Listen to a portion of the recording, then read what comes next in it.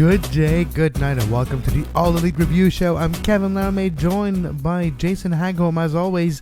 Tonight, reviewing episode 11 of AEW Dynamite on TNT and TSN, live from the Curtis Culnell Center or the Multiplex in Garland, Texas. But first of all, how you doing, Jason?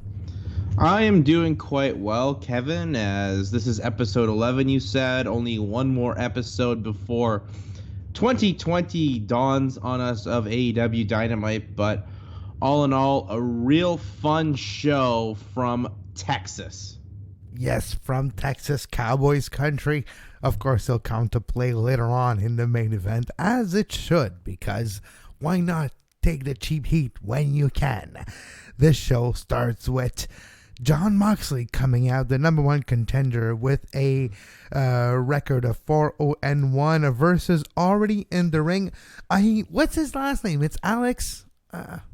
What's the name of the jobber who was in the ring, who lost in like 10 seconds to Jon Moxley? Alex Reynolds. Alex Reynolds, exactly. Who's with John Silver in tag team from time to time. And that will come to play later on, too, in the Dark Order video. I like it, that, too. That was a good... Actually, you know what? It was a pretty damn good show. You're right. The more I think about it, I thought it was a just good show. But it was because I have a puppy and I was distracted for about 20 minutes. I guess that's why, but it was a really good show. Jon Moxley. Previously, I liked the fact that Excalibur, or was it JR, foreshadowed the fact that Jon Moxley already has a record for the quickest match with 1 minute and 9 seconds. And then this match starts pretty much boot to the face or something similar, then the paradigm shift. And in 10 seconds, this is over. A new record in AEW for the quickest match, Jon Moxley. Well, yeah, I mean, that's pretty much what this match should have been. You knew it was going to be something like this, especially when you open the show and there's Alex Reynolds just standing in the ring. So you knew it was going to be a squash, and that's exactly what it should have been, especially with that they're positioning Moxley to be the number one contender against Chris Jericho, and then quick paradigm shift to Alex Reynolds for the win, and John Silver tried to make the save for his tag partner, and he ate a paradigm shift as well, which then, of course, brought out Le Champion, Chris Jericho, and the Inner Circle. Yes, and the Inner Circle comes out. And, of course, they flank the ring, one on each side. Jericho comes out and is like, no, calm down, big man, calm down, big man. Well, if we wanted to jump you, we would already have done so. We're just here to talk. And I kind of knew where this was going. And I'm like, oh, yeah, this is good. Talks about their past. I helped you up back then, and I was one of the ones who gave you some advice how to be over, and we had a couple of great matches, of course, references to Mitch the Plant and the feud they had a few years ago in WWE, and then they talked about how then you wanted to rekindle the passion of your life, of your career. You called me up and I led you to here, and then you jumped me on your debut. I understand you wanted to make a point. I'm happy to see that you still have that fire. And because of that, how about you join the Inner Circle? Pulls out a t-shirt. Yeah, that's how you ask someone to join your clique. Will you wear my t-shirt? Yeah, it's kind of similar to the Diamond Dallas Page thing with the NWO, where they're going to give him a couple weeks to think about it before he makes his decision of joining the Inner Circle. But what I really liked about Jericho's promo is, yes, he mentioned the past that Moxley and him had from that little feud in WWE, but they didn't mention WWE, and they told the story of the feud without really mentioning really everything that had happened in the feud, or told it in a way where you knew it happened, but it didn't really shine light on World Wrestling Entertainment as a whole.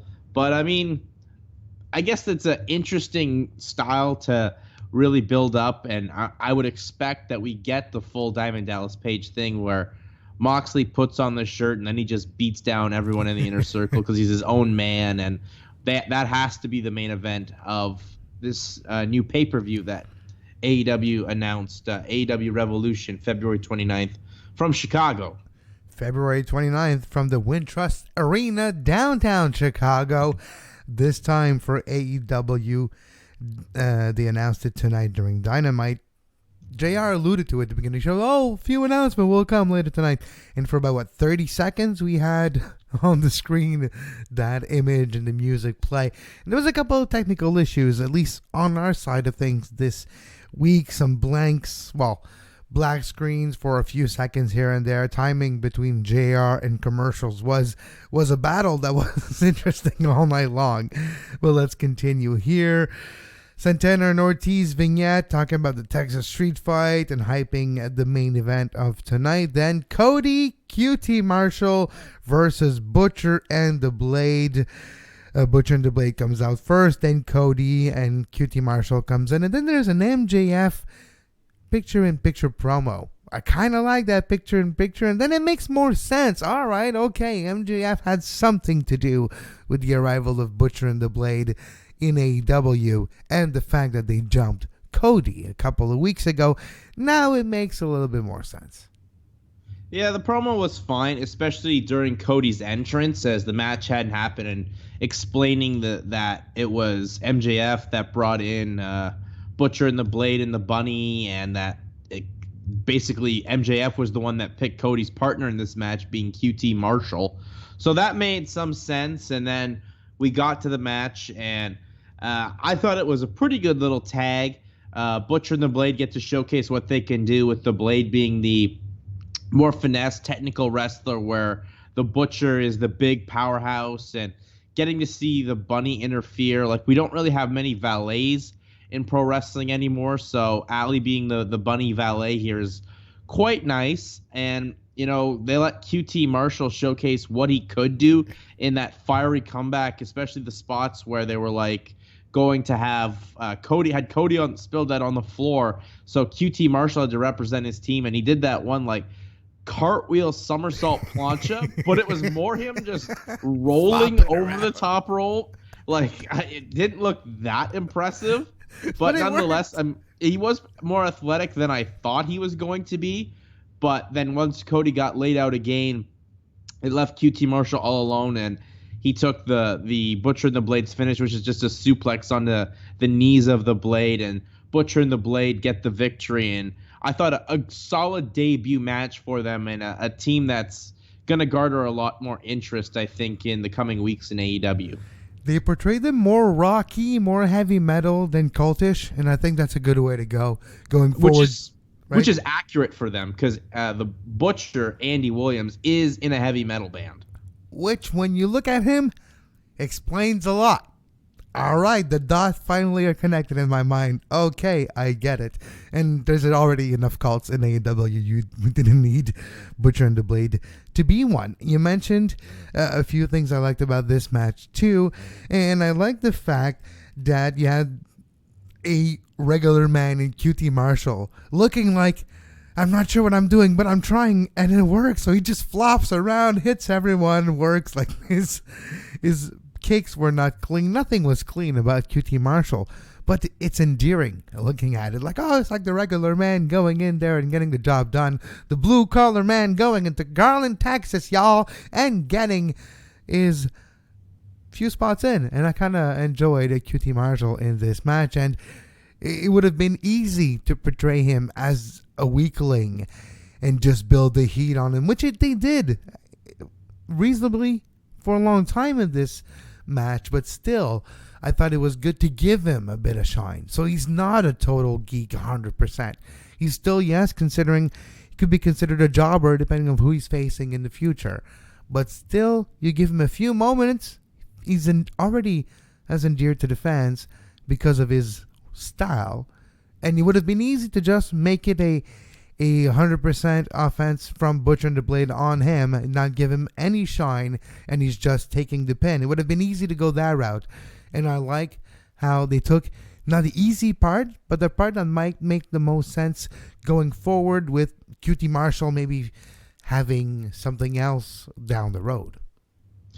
Yeah, and I think it also was like, look, QT Marshall was in a big match for the first time for him in AEW, and he stepped up to the plate and showed what he can really showcase as well. Got, I guess, a nice rub off of Cody as well.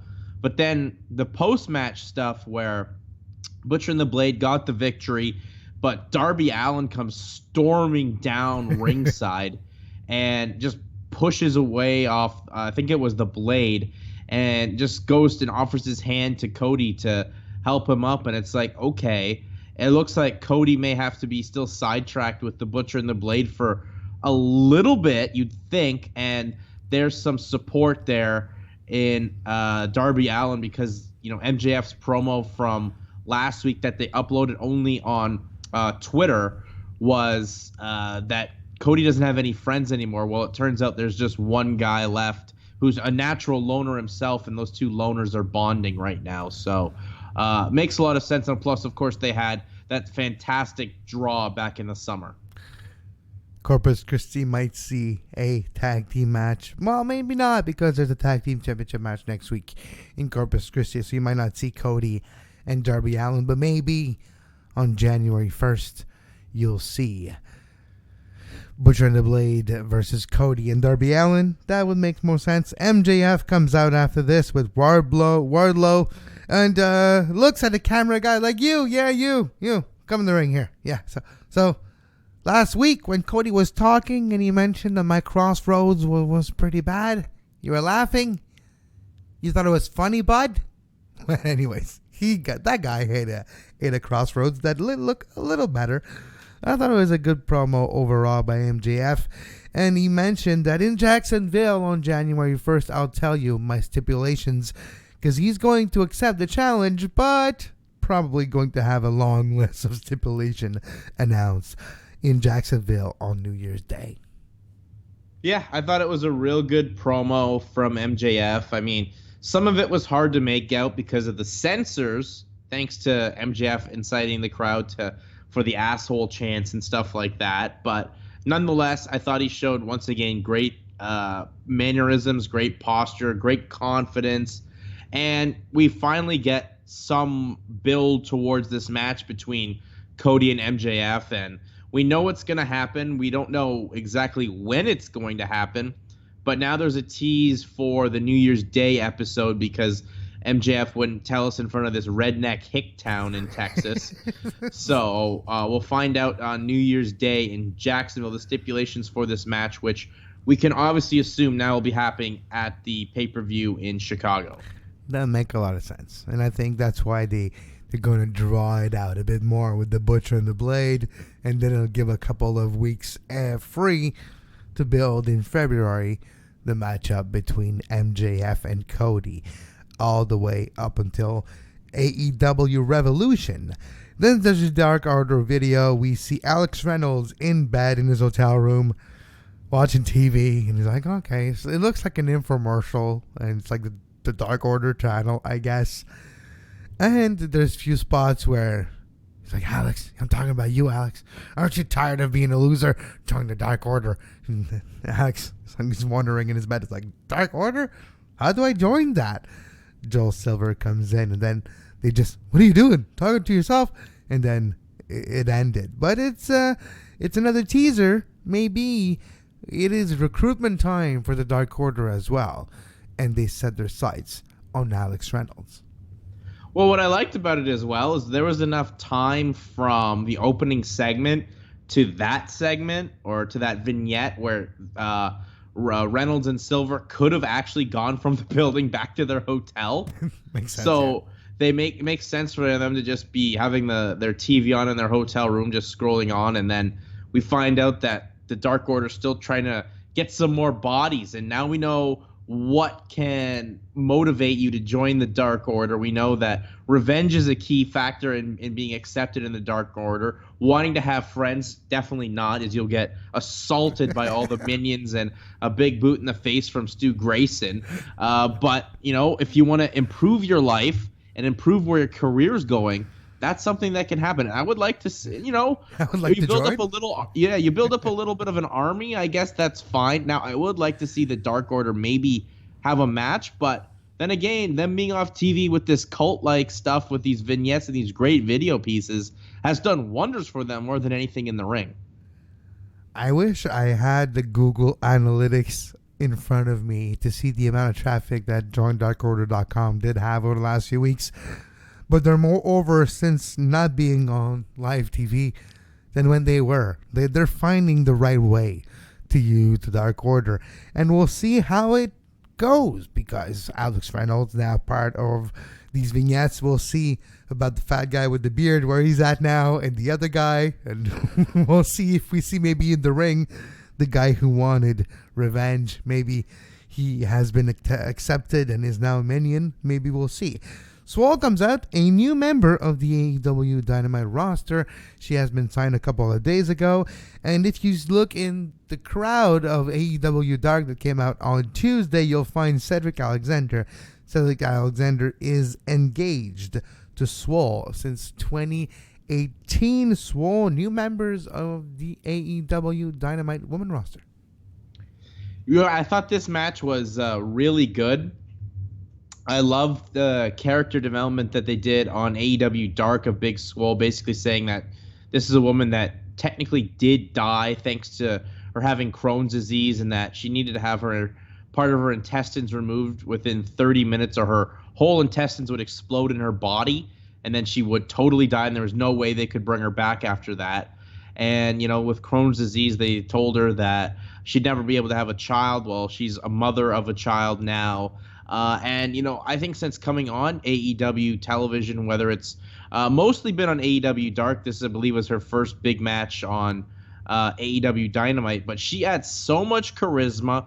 She adds a much-needed boost in the right direction for AEW's women division, which is still kind of dragging its feet in the mud a bit. But I loved this match between Emery Sakura and Big Swole. Good back and forth match. You really didn't know which way it was going until Big Swole nailed Sakurai with that big boot for the victory.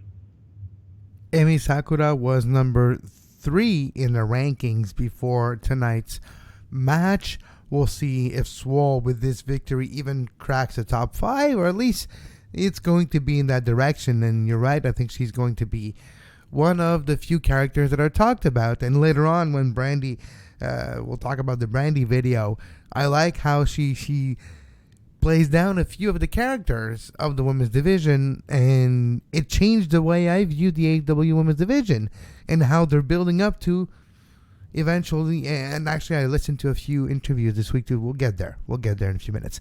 Pac promo behind the scene, and I like that promo. Pac saying, I came here, great performances, and ever since I came to AEW, all I've been given is injustice.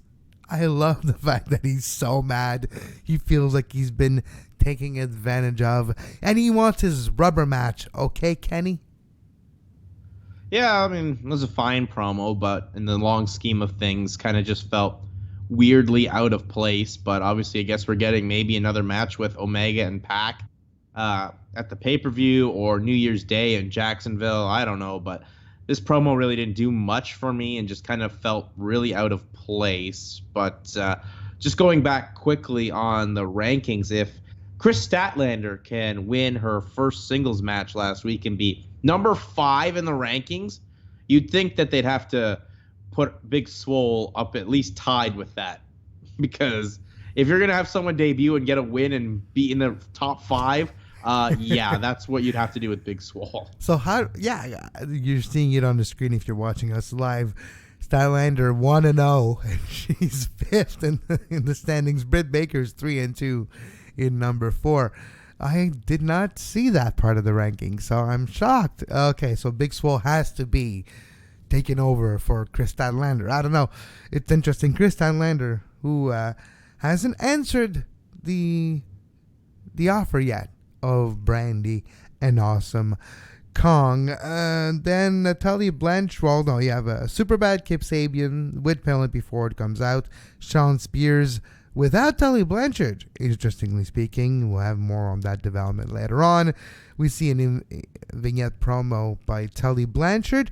I was kind of disappointed by this promo. Felt like Tully kind of mailed that one in. Well, it was weird as well. It seems like they've kind of, the way the promo was going, like Kip Sabian and Shawn Spears trying to form a team for the sake of just being a team, because AEW doesn't have enough tag teams as it is. It just felt odd. It's like they're almost giving up on the Shawn Spears singles push, even though the big graphic for Spears is he'd won 4 in a row. Right? I saw Excuse that me. too. So that was odd. And then you see the post-match or the in-match angle that happened with Joey Janela that I guess that feud's back on. I don't know. That was a bit odd. I mean, I'd be okay with Kip and Shawn Spears as a tag team. I think there's something in there for the both of them to be thrown in together as a team, and they can make it work, but it just came out of nowhere that, oh yeah, we're just gonna, these two are maybe a team. Like, oh, okay. Like, this tag division is stacked. It's almost like you have like world. 4 singles guys, a women's division, and everyone else is in a tag. Which pretty much describes perfectly the AEW roster right now. I was thinking the same thing. I'm like, why are they trying to take these 2 guys and make a tag team and then include Tully Blanchard saying, oh, I know how to make tag team. Remember, me and Arn, we were a great tag team. Let's forget about the Brainbusters. But they were a great tag team. And I know how to do tag team. I know how to choose my partner as well. And I know how to evaluate. And tonight I'm going to evaluate Kip Sabian. Yeah, the only impressive thing I've seen in that match was Penelope Ford and her Urkin Rana on Kenny Omega. That was a pretty damn impressive Urkin Rana by Penelope Ford. Yeah, I mean, she's fantastic and a good piece for Kip Sabian. But, I mean, Kip's obviously one of the up-and-comers, but this guy just can't get a break like on AEW Dark. It was a good match he had with Kenny Omega, but they were talking about, oh, this guy's got the first singles match win in AEW history, and really going nowhere in the company. You thought they were doing a feud with Sabian and Joey Janela. That's not going to be the thing, where clearly the Joey Janela and Shawn Spears feud's continuing. Nonetheless, I really don't know where we go with Kip Sabian. He's a great talent, but somewhere, some way, there needs to be a feud for him. I think him and Penelope Ford have so much chemistry. I mean, a lot of it's based off real life, as they are a real life couple. But nonetheless, like, what are we doing with some of our mid-card talent? And it's just, the answer is nothing. And I'm wondering, Jason, what are they doing with Kenny Omega as well? Where is Kenny Omega going from here? I'm not too worried about Kenny Omega, because they're building him back up after that hardcore match that he had with Moxley at the last pay-per-view. I'm not too worried about Kenny. Like, he's just going through a rigmarole right now of some of the talent and helping them get maybe those big main events for whether it's AEW Dark or a good showcasing on AEW Dynamite. I think Omega will be fine, but he's starting to get that fire back and at least get more interest in him with his work. I mean, everyone was expecting New Japan Kenny Omega when he was going to debut, and I don't think you can get that all the time, especially with how TV matches are set out. But as well, like, you gotta slow build him back up, and I think at some point AEW is going to need like a mid-card title or something, and maybe we get that in the new year. I don't know. But I really hope we get that, because then there would be a lot more direction for that mid-tier talent. Like, Omega seems like he's hovering between top of the mid-card and starting to get back into the main event picture. But there's just a lot of a mess, just a conglomerate of guys just kind of sitting around in the mid-card of AEW.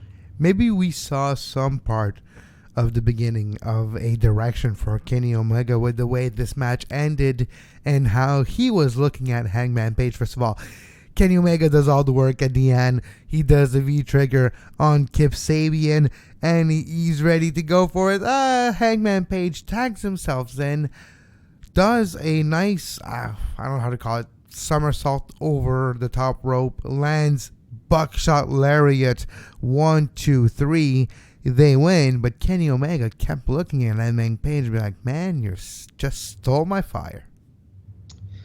Yeah, well, I like the finish to the match too. And Kenny Omega also hit some of the nastiest V-triggers I've ever seen him hit on anyone in AEW so far. Like, Kip Sabian took those knees square in the face and was just almost looked unconscious. He did almost look unconscious. He toughed it up. And at the end, we had Hangman Page and Kenny Omega victorious, and maybe the start of, I wouldn't say the break of the Elite, but maybe some dissension, some part of the Elite, maybe between Hangman Page and Kenny Omega. All right, so the light goes out at some point, we mentioned, and Tully was tied to the chair on the ramp. Shawn Spears runs and trying to save Tully. Blanchard, Joey Janela was the culprit. So I guess that feud is not over. It does answer the question we had earlier. And that whole Kip Sabian, Shawn Spears thing was just a setup for the angles of this match, which there were two. The Tully, Joey Janela, Shawn Spears angle during the match, and at the end, the little beginning of dissension between Omega and Page. Yeah, also, like, the worst tie-up job I've ever seen of anyone being kidnapped in my life. Like, those ropes were just, like, so loose.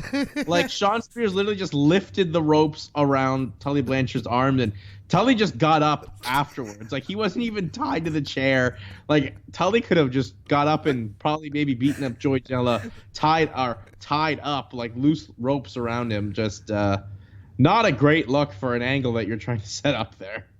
No, I agree. I thought the same thing too. And I'm like, man, no, the ropes don't seem that tight.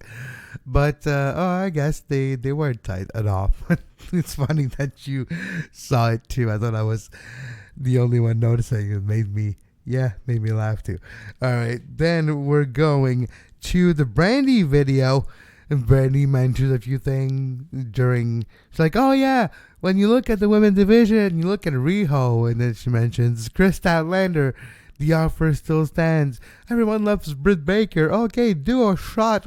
So kind of like that. She runs down a bit the women's division, and then it made me think, like, okay, if you build something from scratch, okay, example, if I play a playing card with a deck of cards, and we're playing a game together, and at the end the goal is to win and create. Okay, the end is to create superstars. Yes, to win the Wednesday Night Wars with NXT.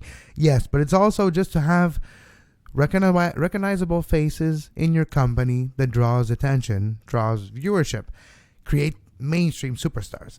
And AEW did not have a women's revolution, if you want to call it that. Over the last few years, they didn't exist.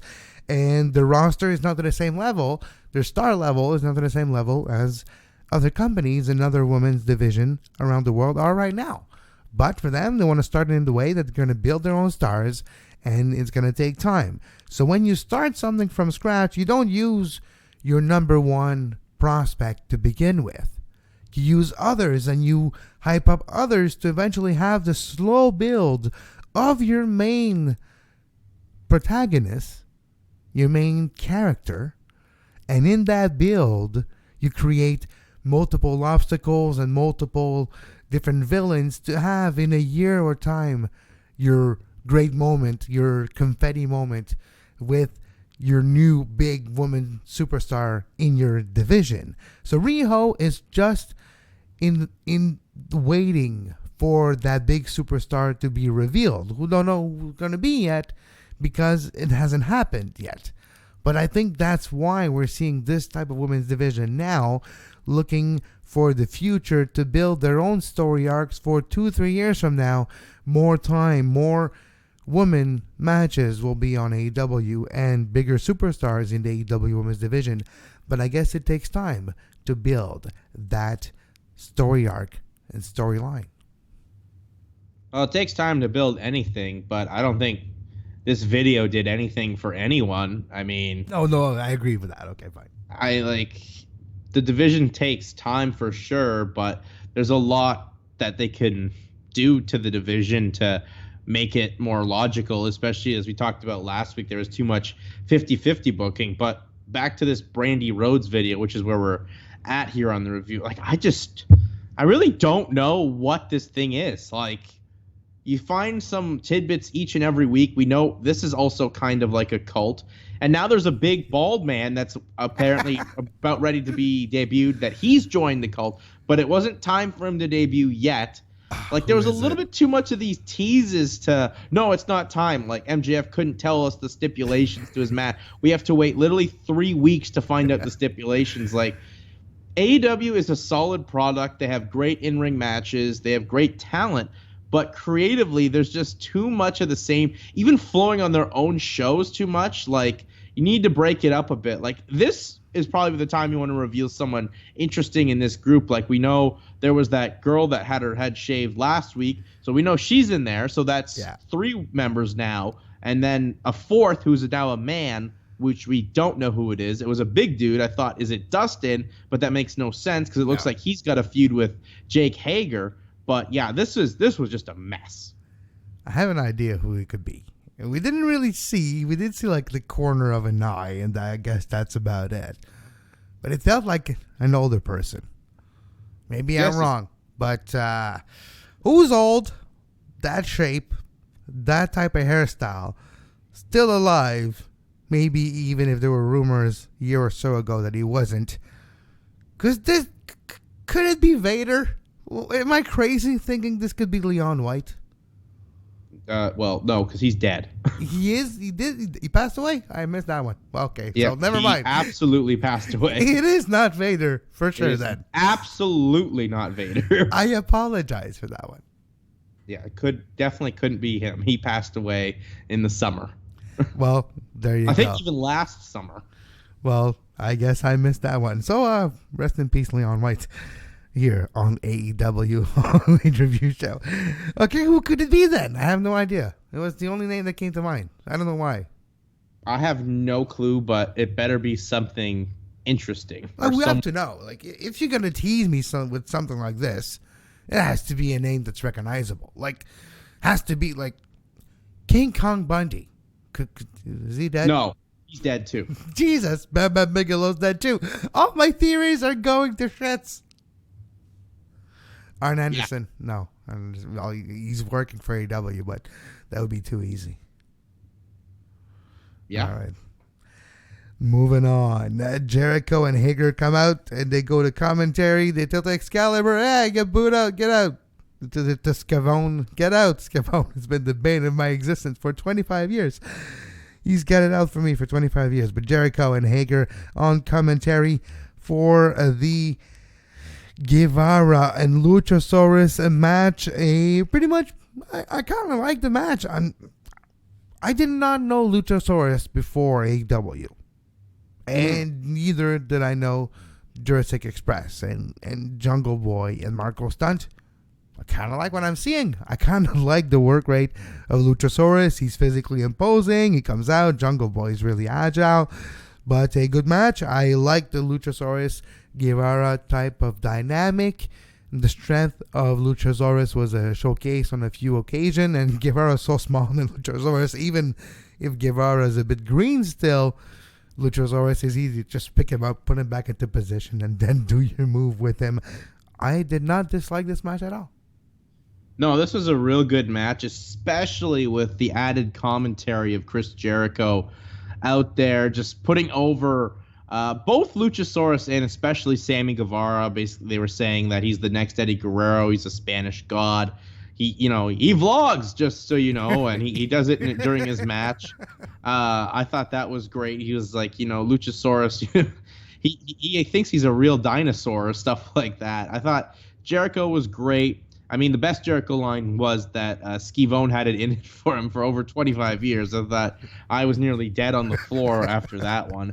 But I thought this was a great segment because not only you get to showcase a good singles match between some of the top talent on the undercard for AEW, or the midcard, I should say, but after the pinfall from Luchasaurus, and I love those big man, small man matches, and Guevara's, you can definitely see he's going to be a big star down the road for this company. But after the pinfall, and you had Hagar and Jericho hit the ring, and then it's Jungle Boy making the save with Marco Stunt, and then Jungle Boy hits that Hurricane Rana. Marco Stunt comes in, makes the pinfall count.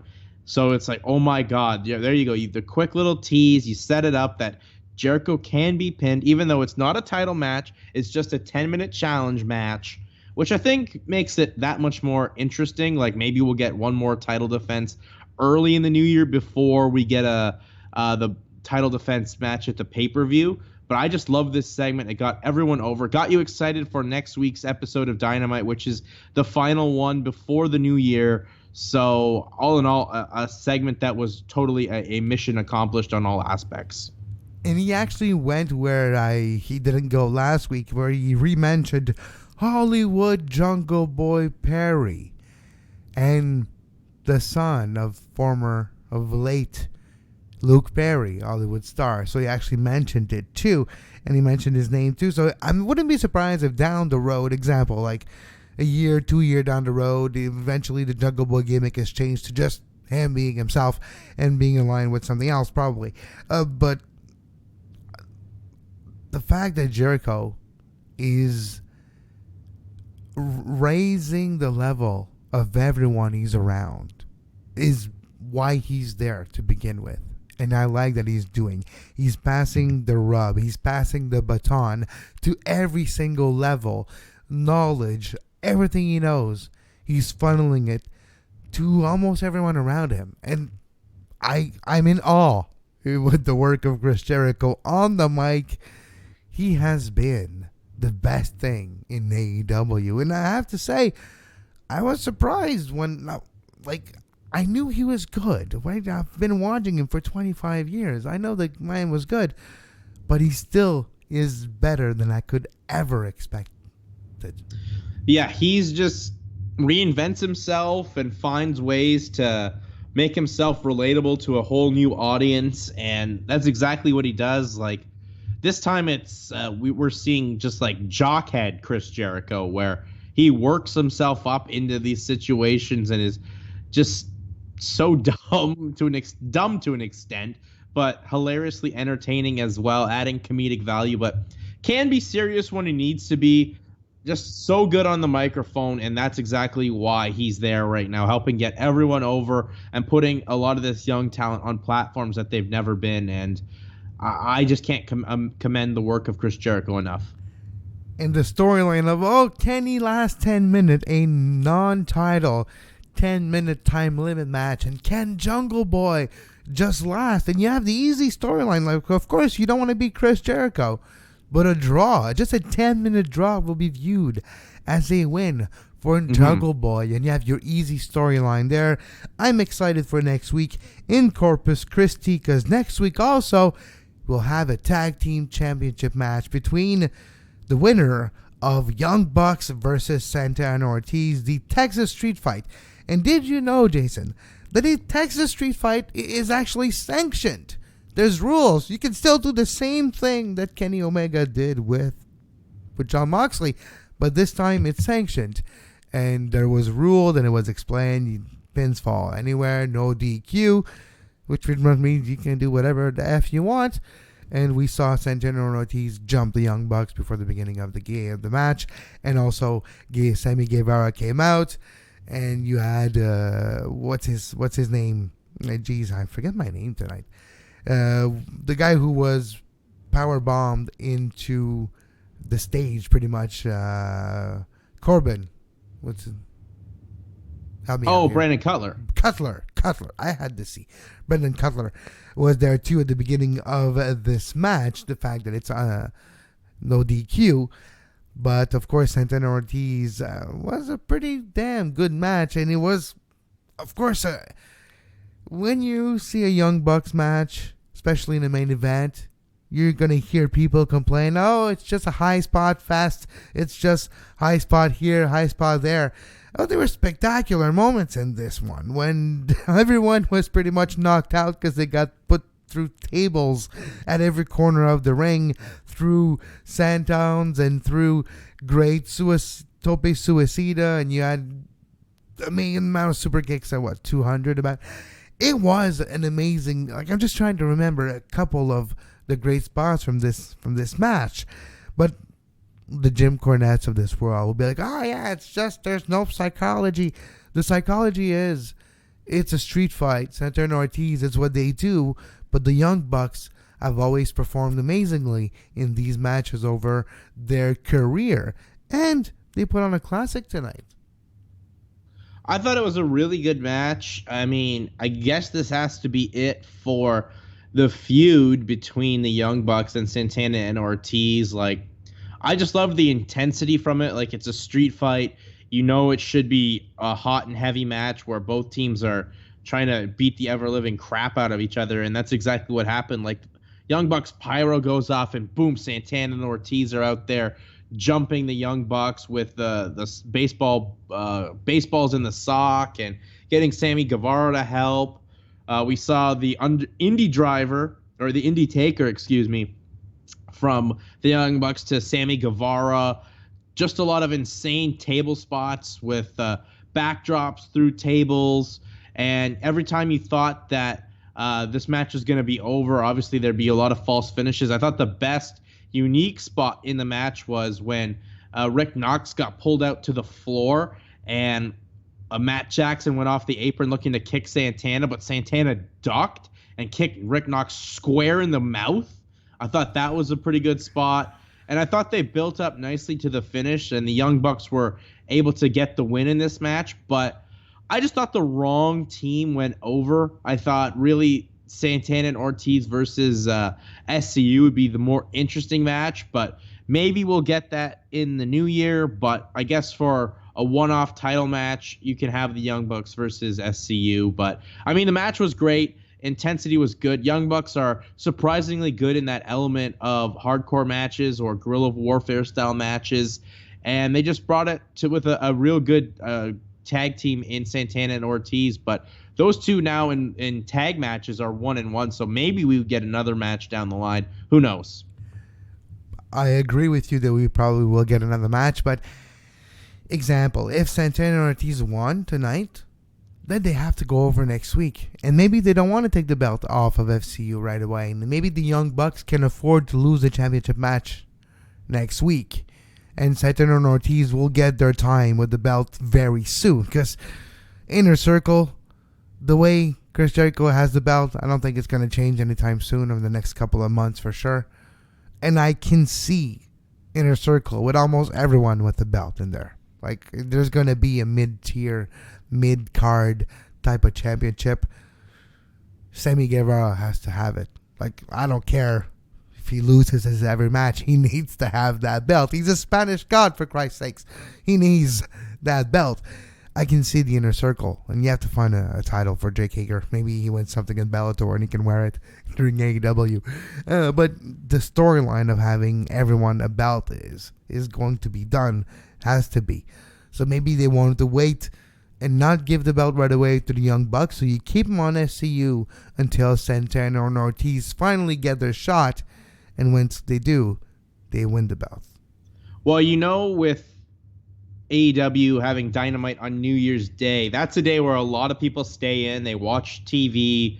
I mean, there is competition with college football, but if you get a decent enough of the wrestling audience to check over, I think that's where you have a big title change in some aspect.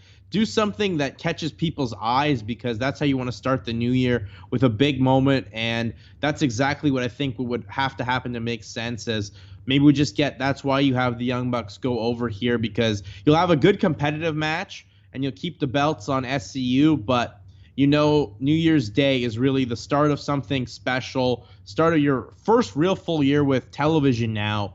So you want to build something towards that where a lot of people will have the potential to be viewing in on you with a fresh new year underway. So looking forward to next week in Corpus Christi, last AEW Dynamite of 2019. Young Bucks versus SCU for the Tag Team Championship probably will be the main event. Also, a 10-minute time limit non-title championship match, non-title, between Chris Jericho, Le Champion, and Jungle Boy. Can Jungle Boy last 10 minutes? Excited for next week, Jason. Yeah, we got two good matches to look forward to. A 10-minute challenge, Chris Jericho and Jungle Boy, and then the AEW tag titles of SCU defending against the Young Bucks. And you can expect a lot of angles to have more storyline to be developed, and as well, the big hook for AEW Dark this excuse me is Vicky Guerrero is on commentary this week for AEW Dark. Oh, wow. I did not expect you to say that. Vicky Guerrero, excuse me? Are you serious? She'll be doing commentary on Dark next Tuesday. Yeah, that's going to be interesting as, she's someone obviously still affiliated with WWE as a whole, but, you get an opportunity to do that. She is no longer there full time, but it's interesting to see some of these Hall of Famers making their way over to do things like this for AEW, but this is the first on-screen appearance we've seen someone like that, so that's, to me, very interesting. It will be, and next week, AEW Dynamite Corpus Christi, Texas. We'll be back after it on Twitter at All Elite Review. You can follow Jason at Hagholm1 and myself at Kev Laramee. And you can find this show everywhere you find your favorite podcast and also on our website, sportspodcastnetwork.com. Video version available on our Facebook page, facebook.com/sportspodcastnetwork, and also on our YouTube page, youtube.com/sportspodcastingnetwork. And as always, until next week, have a great wrestling.